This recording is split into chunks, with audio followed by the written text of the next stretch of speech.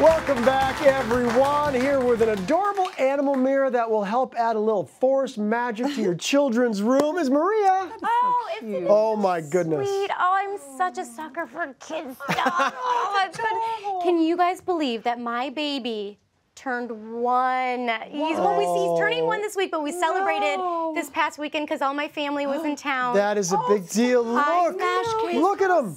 Oh my gosh. Did that break your heart? No, it made me very happy because I survived. I survived the first year, so the celebration was truly for me. And you're sleeping? Sort of. Okay. Yes, last night was maybe 5 hours. Okay, that's getting better. We're getting better than 3. But it was just so much fun. And now that he's 1, and I feel like I kind of, we know his personality now, and I've kind of like found the style I like to dress him. I'm super into decorating his room, which is where these mirrors came in to be, because I'm gonna go with the whole woodland theme. I love it. Because it's just fun. It's perfect for a kid, and it's just animals. They love them. They do. And it brings me back seeing pictures of your babies, and I know Alexander's little still too.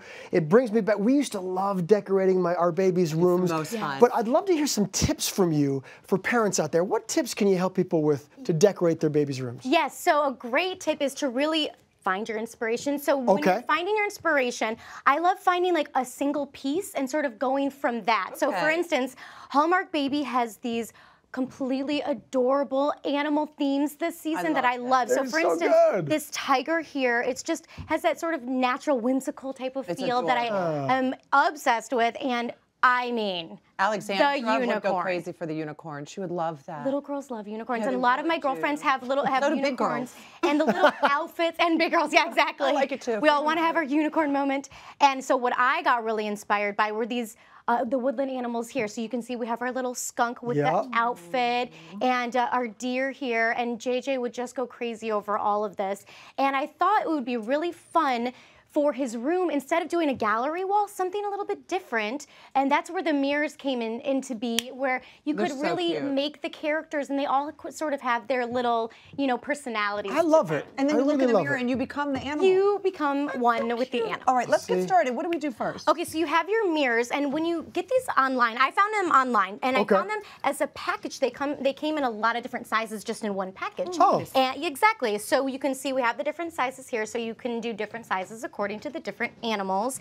And the base sort of behind it, really the detailing, are the foam sheets and the felt sheets that are right in front of you. So you can do any, there are so many different colors, and I recommend doing both of these because it adds a little bit of texture and depth by using the foam and the felt together in the different colors. Different textures. So that's more expensive. It does. It makes it look like it's something that you actually want to hang on your wall. Okay, so this is just a compass. The compasses come in a lot of different. Sometimes they look like a little triangle. This is the one from the hardware store. And so what you want to do? Take your mirror first and kind of figure out your sizing. So for instance, I was thinking, okay, maybe about a 1/2 inch or an inch, depending on what you want your character, your animal to be. So take your compass after you kind of figure out your measurements like that. Got it. Remove your mirror.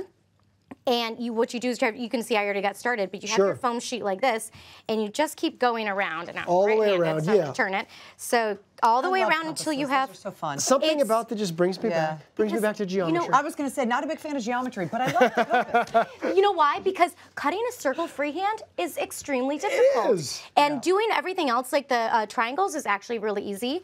So using the compass to create your circle. If you don't have a compass, you could actually just use a plate. Or something that's like about the size. Exactly, that's a good circle. So I have my round here. You just cut it out with a pair of scissors. All right. And put the guy on here, and you can see that's like your perfect spacing. There's the face. Exactly. There you go. You got the beginning of the face, but you're going to take it one step further, aren't you? So you want to become the animal when you look in the mirror. You when I say you, I mean, and so when you become the animal, by we, I mean. By we, I mean little ones. So you can see, for instance, I have my ears here, and I just cut them because I was placing I cut a triangle and kind of just placed it, and I estimated this. So freehand. Freehand, and so you can see this is the felt and the foam mixed together. And so what I would do is just hot glue these together so that they're just going to stay. And I do actually do it over the mirror. So for instance, you just, you can see my lines here. I was trying to find the right sizing.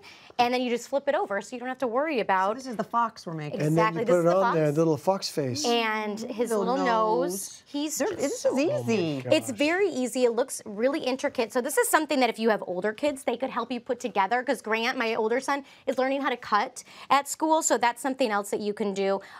With your older kids, they feel like they're a part of. And these are light, so that's good. It's, you're not great for hanging. These are very light. These are, I feel like they should be titled craft mirrors, because they're like they're really sturdy mirrors, but they actually just, they don't look skewed or anything. They're perfectly for this. And I love it. So if you're going to make the bunny, or you know what, even the fox or the bear or the lion or any of them, you have a really cute tip to how to curl the ear. Curl the little ear. So you could do this with any of them. Like we said, we have the fox, the bunny, the deer. I just cut at the end to kind of like make it come out like that. Or the lion. Yeah. That would be really fun. So here's my tip. This is almost like once you do it, you're going to want to keep doing it. So for instance, this is the bunny ear, and this is what I mean by cutting it so that it kind of pops out. So what I do is, this is actually a flat iron that you for can your hair, which we actually use to curl our hair. Exactly. And we are using it to curl the bunny's ears now. And so what you do to curl the ear, you do this. It's going to melt your hot glue a little bit, so you might have to adjust that. But what happens is it gets really soft, and look at this. You mold it. This sells it. I'm sorry. This totally sells the little bunny face.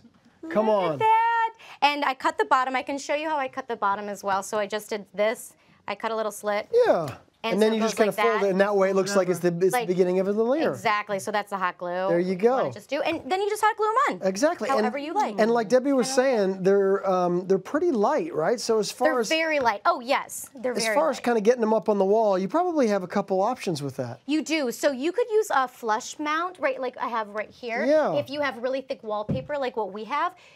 But like we said, these are extremely light, so you could use a really strong double-sided tape. It's really going to depend on what wall you have. So, for instance, if you are a teacher and in your, your classroom, you could do this as well, and you could do something that is easy to take down, maybe seasonal animals, and transition them out with like the mount hook. You can take them on and off.